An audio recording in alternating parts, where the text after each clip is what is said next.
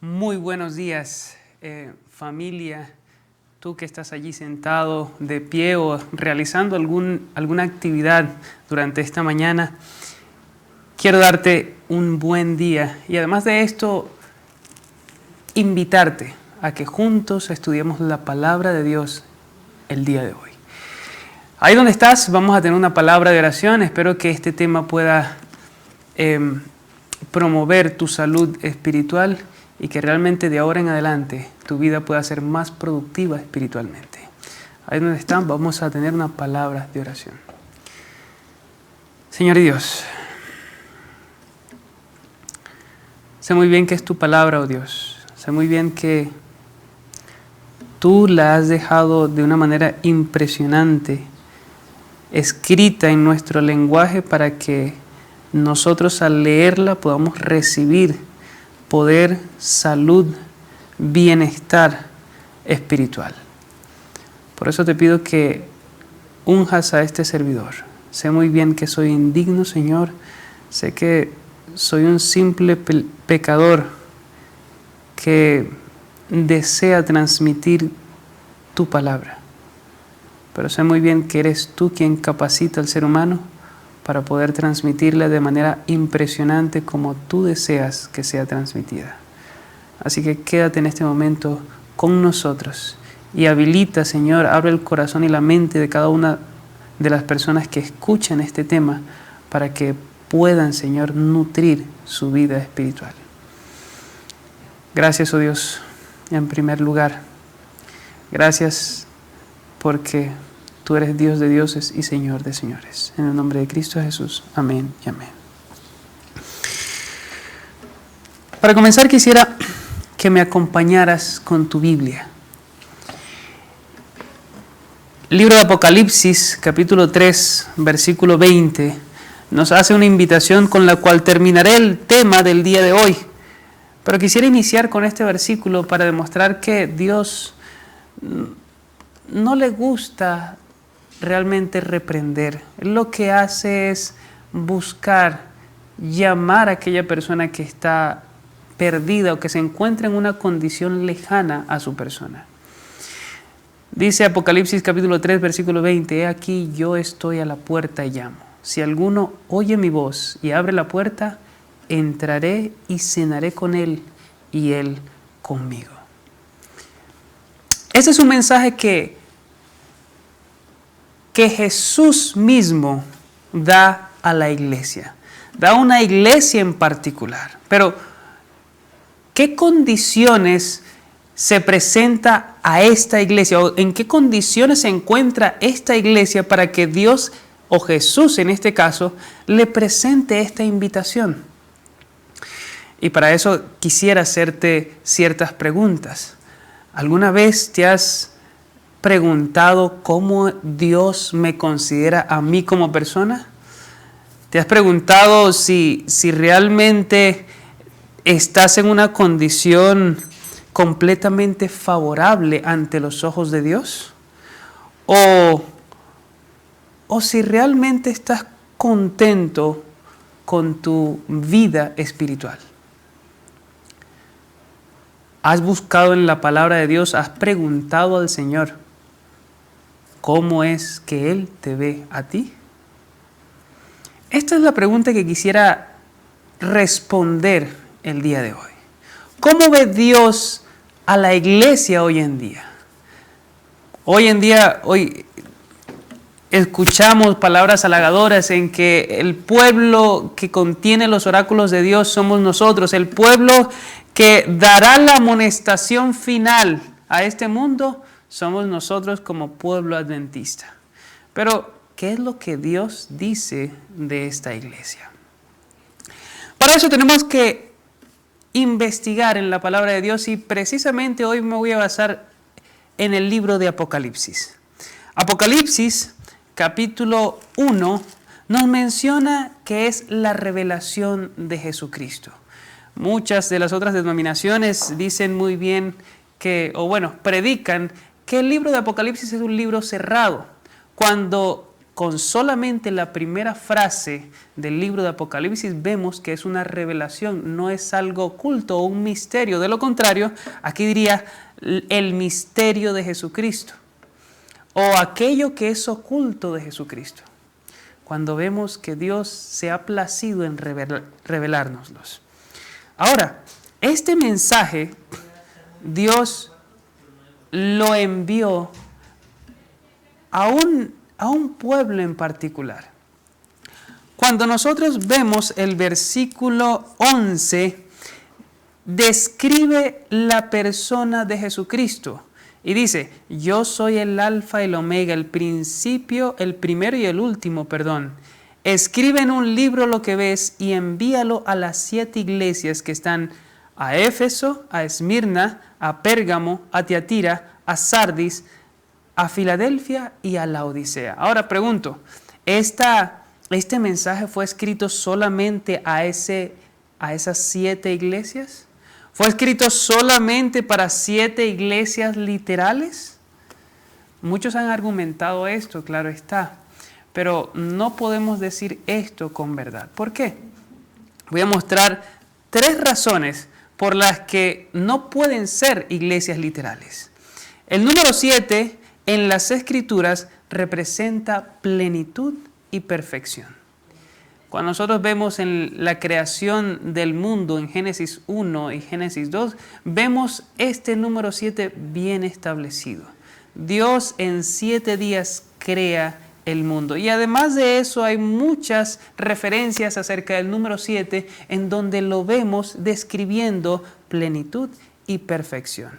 En segundo lugar, vemos que todo el mensaje de Apocalipsis fue enviado para manifestar lo que habría de suceder pronto. Lo dice el mismo versículo 1 que leo. La revelación de Jesucristo que Dios le dio para manifestar a sus siervos las cosas que deben acontecer pronto. Eso quiere decir que esta revelación era para los tiempos que iban a suceder después de este. Y en tercer lugar, todo el cumplimiento o gran porción del libro del Apocalipsis se escribe o se da en un lenguaje profético, no en un lenguaje literal. Entonces, podemos llegar a la conclusión tácitamente de que las 7 iglesias no representan 7 iglesias literales que vivieron en el tiempo de Juan, sino que representa la iglesia de Dios en periodos sucesivos. Para adicionar un punto, quisiera decirles que esto, el que las 7 iglesias sea una misma iglesia en tiempos distintos de nuestra era, esto revela una transferencia del pacto. Vámonos al libro de Mateo, capítulo 21, versículo 43. Y vamos a leer que Jesús da unas palabras, el mismo Jesús da ciertas palabras en cuanto a este punto. Y dice así, Mateo 21, 43. Por tanto os digo, el reino de Dios será quitado de vosotros y será dado a una nación que produzca frutos de él.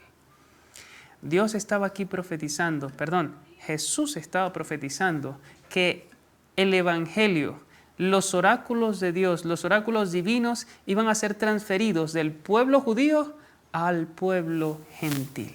Hay muchas referencias acerca de esto en las Escrituras, así que no voy a enfrascarme en este punto. Ahora, ¿cómo se cumplió esto en la historia? ¿Cómo podemos ver esta transferencia del pacto? El tiempo no me da para explicar cada una de las iglesias, pero solamente voy a referirme a los períodos. La iglesia de Éfeso fue la iglesia, el período de esta iglesia fue la del año 31 con la ascensión de Cristo hasta el año 100, donde aproximadamente en este año es donde muere el último apóstol, que fue Juan. El periodo de Esmirna fue del año 100 al año 313 después de Cristo. Pérgamo fue la iglesia cuyo periodo estuvo del 313 al 538. Tiatira del 538 al 1798. Sardis estuvo del 1798 al 1833. Filadelfia del 1833 a 1844 y la Odisea es del 1844 hasta el fin del tiempo de gracia. Ahora cabe destacar que dos de estas iglesias no tuvieron reprensión alguna. Cuando nosotros leemos el capítulo 2 y el capítulo 3, vemos que dos de ellas no fueron reprendidas por el mismo Jesús. Estas iglesias fueron la iglesia de Esmirna, la segunda iglesia, y la iglesia de Filadelfia. ¿Por qué? ¿Por qué la iglesia de Esmirna? Dios sabe muy bien qué conviene más a su iglesia. Y el periodo del 100 al 313, que fue el periodo de Esmirna, vemos que hubo grandes persecuciones, se persiguió a los cristianos de una manera casi superlativa. Superlativa quiere decir, claro, está en el grado máximo en que no se puede superar. De igual manera, esa persecución, las torturas y las masacres que se hicieron durante ese periodo no hizo que la fe de la iglesia menguara, al contrario, lo que hizo fue esparcir la semilla del evangelio de una mejor manera. Cada mártir que moría era como semilla en donde otros conocían a ese Dios que sostenía a cada uno de aquellas personas que morían por la causa de Cristo. Ahora, ¿por qué Filadelfia tampoco recibe reprensión? Este fue el periodo de 1833 al 1844 en donde esperaban la venida del Señor, esperaban la segunda venida del Señor. Vemos que ese fue el tiempo en donde fue predicado los mensajes de los 3 ángeles, iniciados, claro está, por Guillermo Miller y muchos otros predicadores que encontraron la verdad de el santuario o la purificación del santuario. Todos lo conocemos, Daniel 8:14, hasta 2300 tardes y mañanas y el santuario será purificado.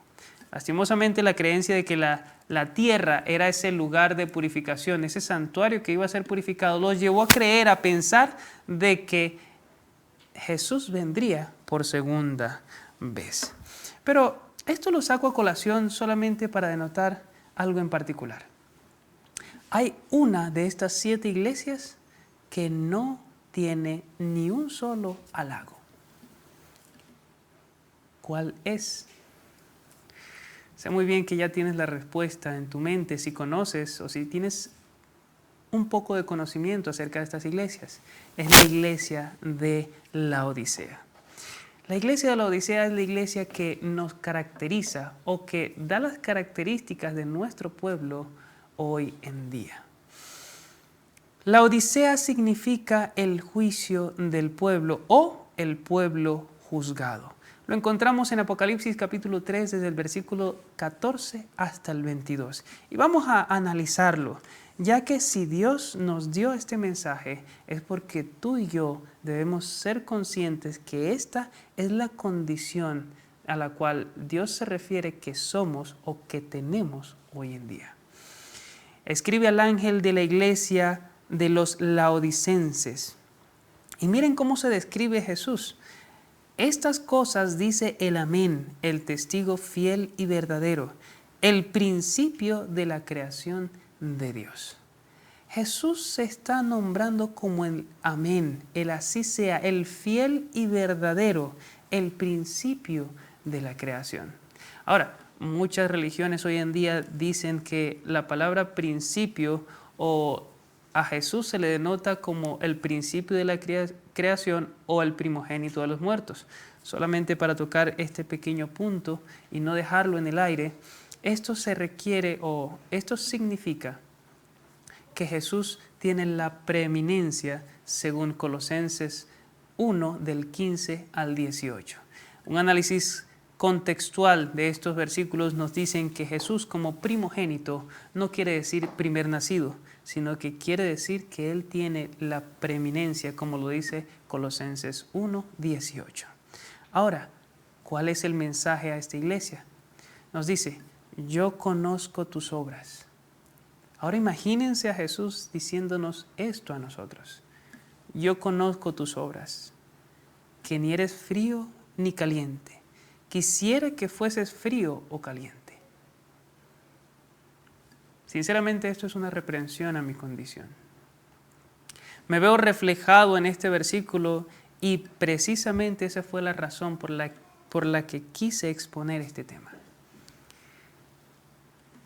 Claramente veo que en mí, dentro de esta formalidad que ustedes pueden notar hoy en día, hay una persona que quiere servir o seguir al Señor.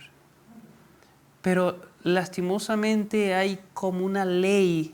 Hay una ley en mis miembros que se rebelan contra la ley de mi mente, como dice Pablo, que me hacen hacer aquello que no quiero, que me impulsan, que me conlleva a realizar aquellos actos que de manera natural hago, pero que no quiero hacer, ya que Dios es desagradado con mi conducta. ¿Sientes tú esa condición? ¿Te has sentido de una manera indigna o deplorable delante de los ojos de Dios? Pues entiendo muy bien si así es. Te entiendo perfectamente. Y Jesús seguramente también te entiende. Pero ahora vamos a ver qué significa ser frío, qué significa ser caliente y precisamente qué significa ser tibio y por qué Jesús quiere vomitar de su boca a esos tibios.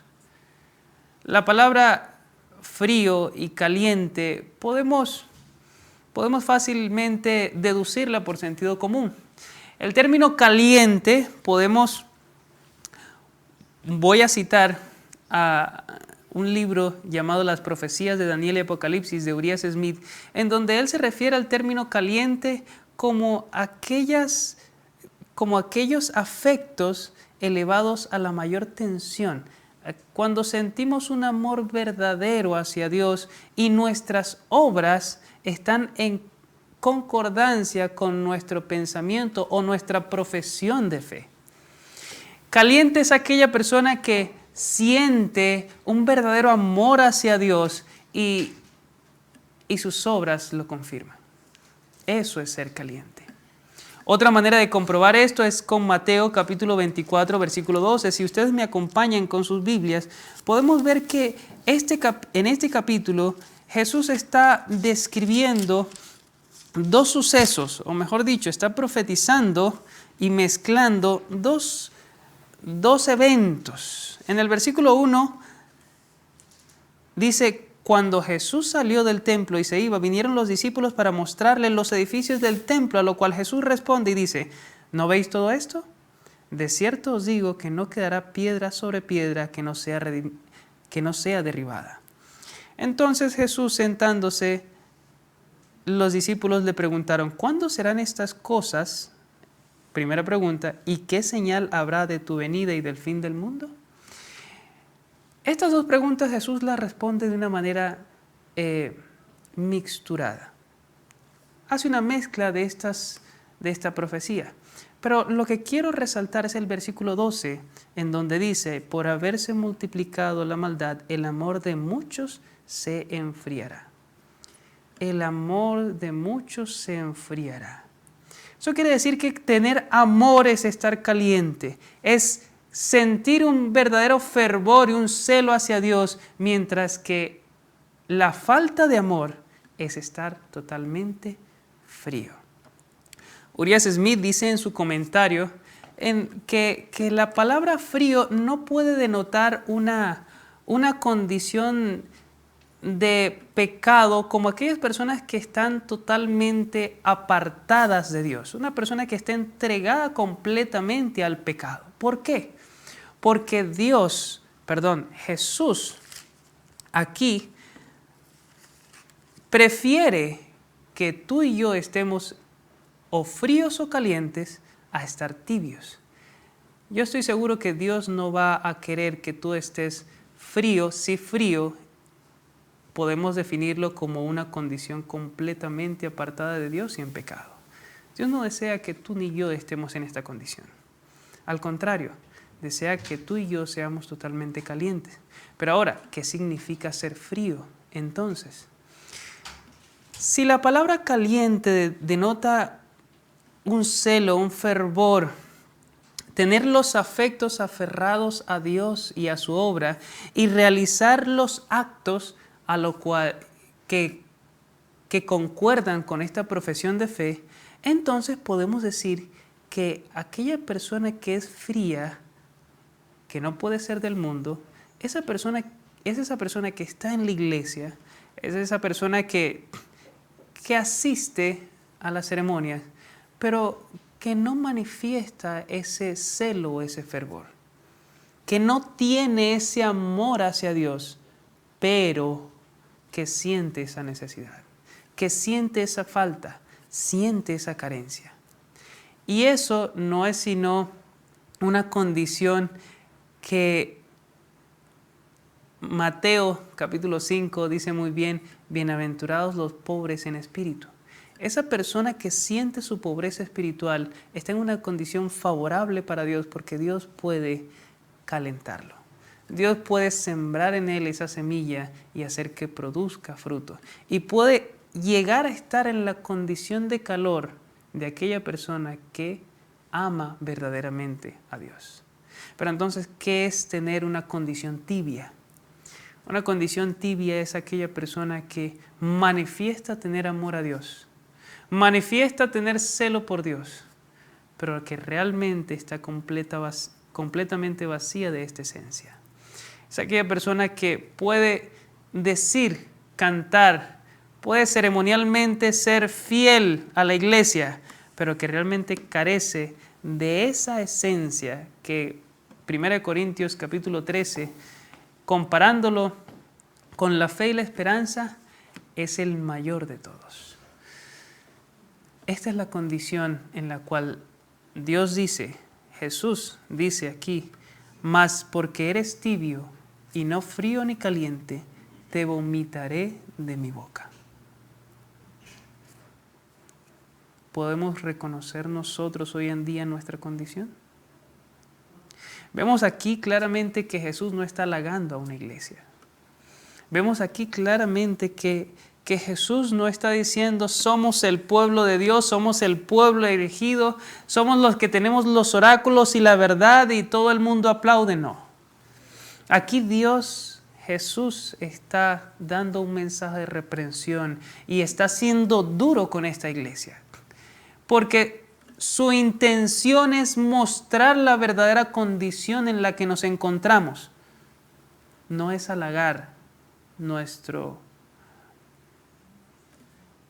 nombre, porque estamos escritos en una iglesia que sabemos contiene la verdad para este tiempo. Al contrario, nos reprende, nos dice, mírenlo con sus palabras: ¿por qué nos va a vomitar de nuestra boca? De su boca, perdón.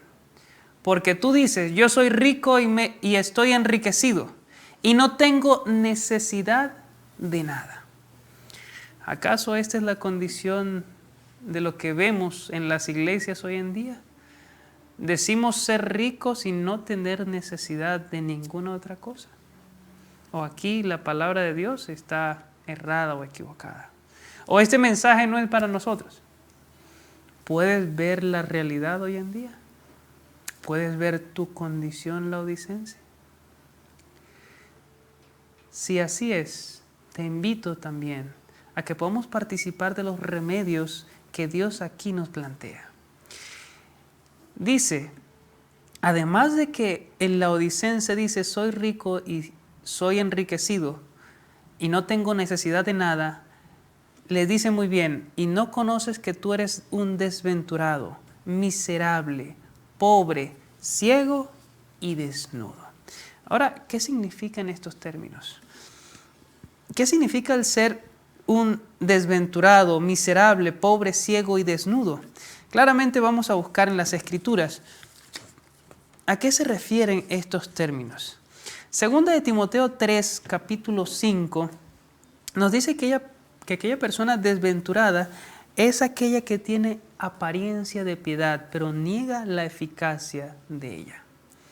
Después de describir Pablo en su segunda carta de Timoteo, aquellas personas intemperantes, desobedientes a los padres, y bueno, un sinfín de nombres totalmente negativos, no pareciera que estuviera describiendo a las personas fuera de la iglesia, las personas del mundo. Pero con esta frase dice, tendrán apariencia de piedad, pero negarán la eficacia de ella. Nos dice muy bien que no son personas del mundo, son personas de la iglesia. Esas son personas totalmente desventuradas. Ahora, ¿qué son las personas miserables? 1 Corintios 15, versículo 19, nos dice muy bien que si esperamos a Cristo solamente en esta vida, de nada nos sirve. Voy a buscarlo para leerlo de una manera textual. 1 Corintios capítulo 15, versículo 19.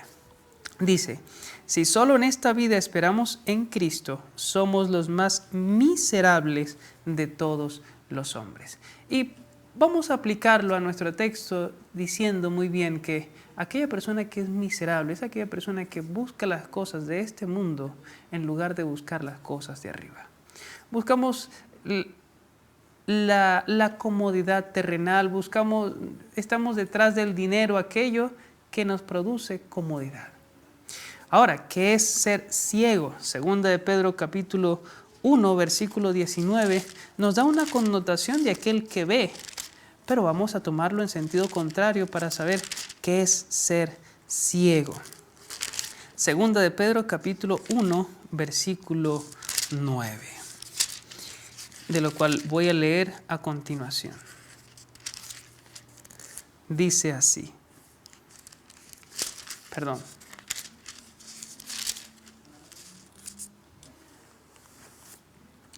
Pero los que tienen estas cosas tienen la vista muy corta, es ciego y se han olvidado que fue purificado de sus antiguos pecados.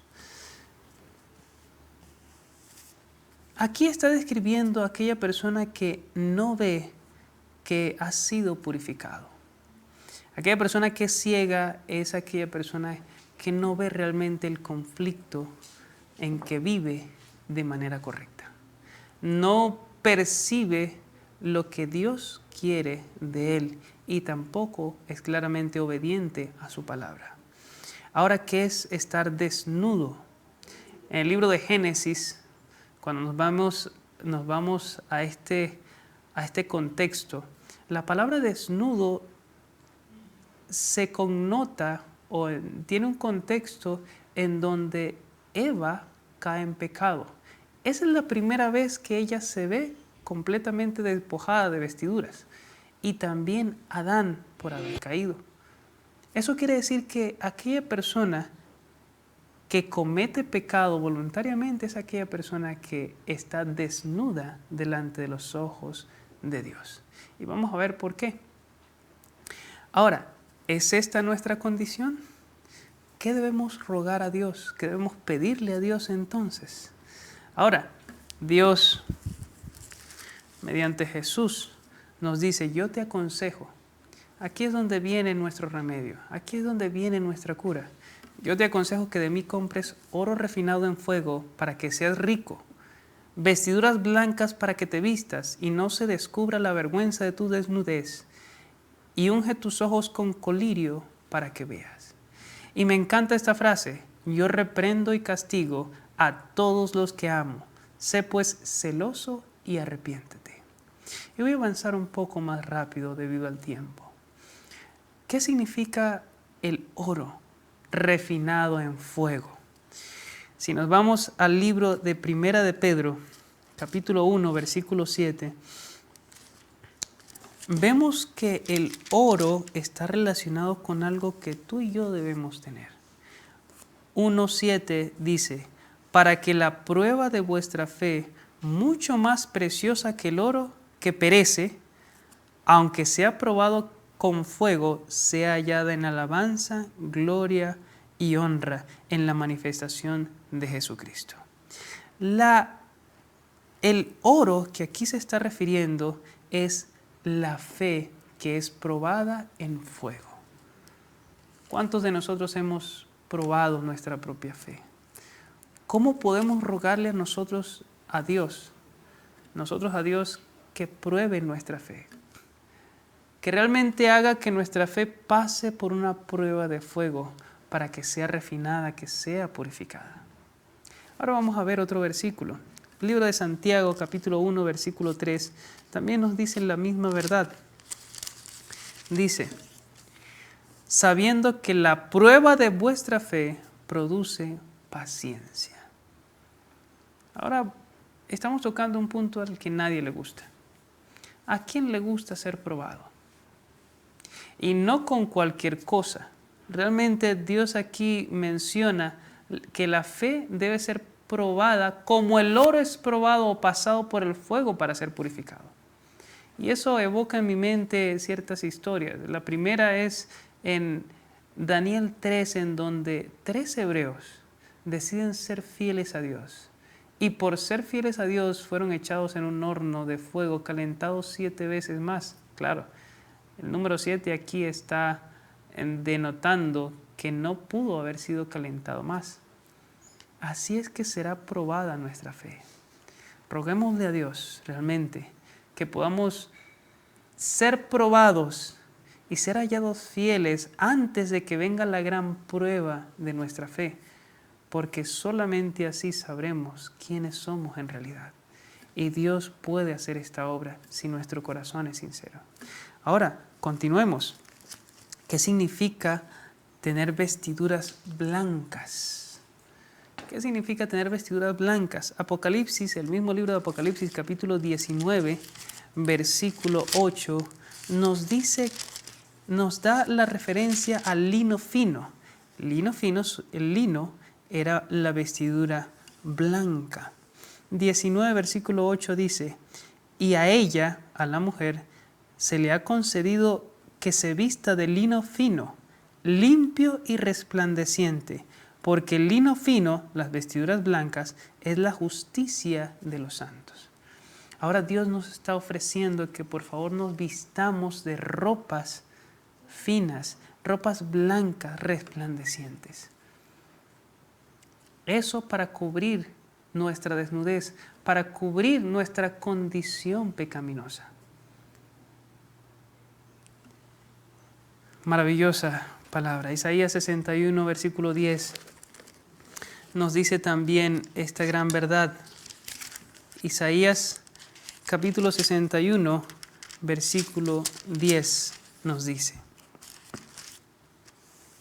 en gran manera me gozaré en Jehová, mi alma se alegrará en mi Dios, porque me vistió con ropas de salvación, me rodeó de manto de justicia, como a novio me atavió y como a novia adornada con sus joyas.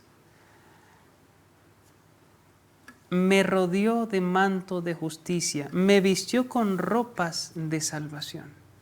Esta palabra nos dice perfectamente que Jesús quiere, desea vestirnos de su justicia, quitar la vergüenza de nuestra desnudez, quitar nuestra condición pecaminosa.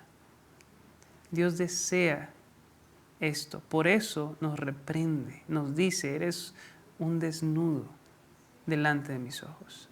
Y ahora por último, colirio, para que veas.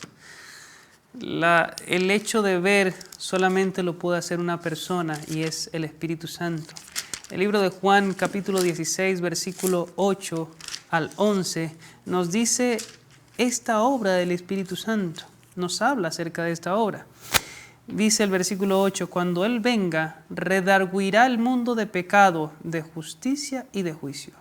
De pecado por cuanto no creen en mí, de justicia por cuanto yo voy al Padre y no me veréis más, y de juicio por cuanto el príncipe de este mundo ya es juzgado.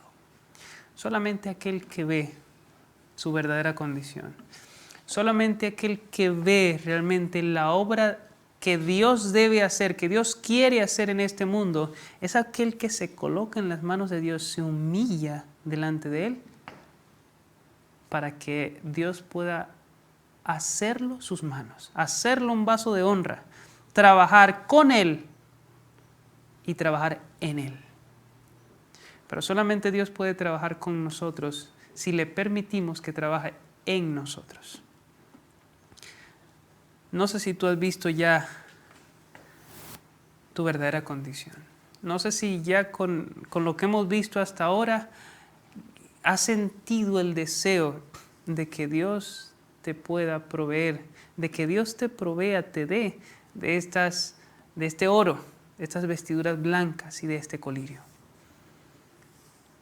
No sentí, pero le ruego a Dios diariamente de que me ayude a avanzar un poco más en este camino, que realmente pueda santificarme y quitar de mí esas asperezas que como a oro en bruto tengo, como a persona que no ha sido completamente refinada, todavía tiene.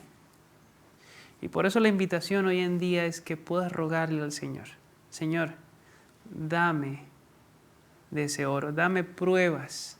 Posiblemente no te gusten las pruebas, al igual que a mí, porque nuestra naturaleza rehúye a las malas condiciones. Rehúye a la pobreza, rehúye al hecho de tener necesidades, pero permíteme decirte, Dios necesita pasarnos por ese crisol. Necesita refinar realmente nuestra fe. Así que pídele al Señor, ruégale a Dios que te permita ser probado, que te permita tener pruebas en esta vida, para que puedas refinarte, puedas ser refinado y purificado, para que puedas ser revestido de la justicia de Cristo y también puedas tener ese colirio para ver cuál es tu posición, cuál es tu lugar, qué debes hacer hoy en día y además para ver tu propia condición. Y la invitación con la que inicié, Apocalipsis capítulo 3, versículo 20, dice: He aquí, yo estoy a la puerta y llamo. Si alguno oye mi voz y abre la puerta, entraré a él y cenaré con él y él conmigo. Esto es lo que desea hacer Jesús. Esta obra de purificación Él tiene que hacerla hoy en día, porque de lo contrario seremos hallados faltos completamente. No estaremos preparados para la segunda venida de Cristo. No estaremos preparados para las plagas que caerán en este mundo. ¿Crees esto? ¿Crees que necesitas este remedio? Entonces vamos a rogarle a Dios en esta hora de que Él pueda darnos este remedio.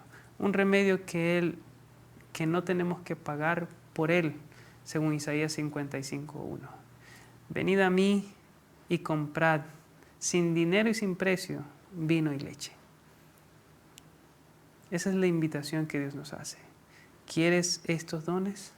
¿Quieres este oro, estas vestiduras blancas y este colirio? Te invito a que tengamos una palabra de oración y le pidamos a Dios: Dios, con corazón sincero te pido estas cosas, porque necesito salir de esta condición laodicense. Vamos a orar. Señor y Dios, hay mucho que decir, oh Dios. Aunque tú conoces todas las cosas, tú sabes mejor que nadie quiénes somos. Ni aun nosotros mismos logramos ver nuestra condición, oh Dios y Padre, porque la conformidad y el estado de satisfacción de nuestra condición es lo que reina hoy en día, no solamente en el mundo, sino también en nosotros. Ahora ayúdanos, Señor, y despiértanos. Siembra en nosotros esa sed o esa hambre de justicia que nos ayudará a cambiar nuestra condición. Prueba nuestra fe, Señor, como en un horno. Pásanos por un crisol para ser probada nuestra fe, para que podamos ser hallados fieles siervos tuyos, o podamos ser hallados infieles si realmente no lo somos, pero solamente si somos probados es que veremos nuestra condición. Vístenos, oh Dios, de esas vestiduras blancas. Ayúdanos a apropiarnos de la justicia de Cristo, de lo que Él hace y obra en nosotros. Y también, Señor, unge nuestros ojos con colirio, porque solamente así podemos llegar a ver. Solamente si tu Santo Espíritu abre nuestros ojos, podemos ver nuestra condición y podemos tomar nuestro lugar en tu gran obra en este tiempo final. Quédate con este servidor y con aquellas personas que escuchan este mensaje. Que seas tú obrando en su corazón, Señor, porque yo no puedo hacerlo. Esa obra te concierne a ti. Bendícelos con tu Santo Espíritu y ayúdalos a ver. En el nombre de Cristo Jesús. Amén y amén.